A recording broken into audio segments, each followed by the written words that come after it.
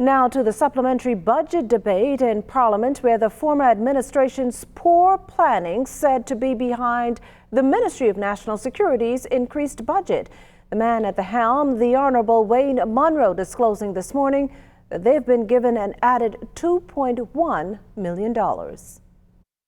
This increase of $2.1 million is made up basically of two items.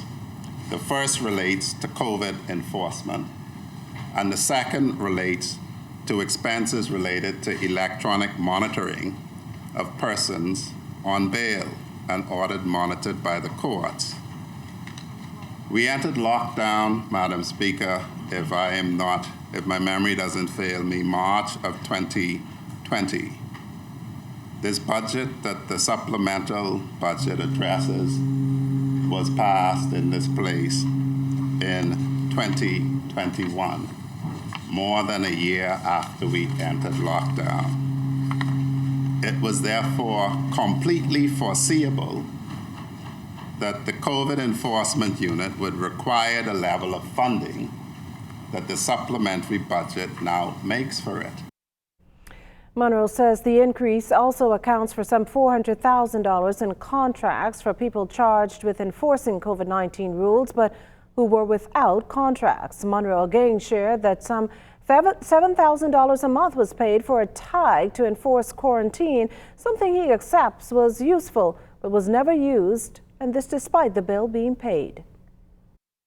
And the first question to me by the persons in my ministry was, do we cancel this contract because it's expiring in March of 2022 and we have not used the technology at all?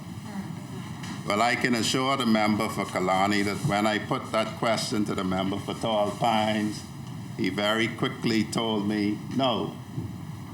And we will be using the technology. So not only do we in government today make viable plans, but we execute them.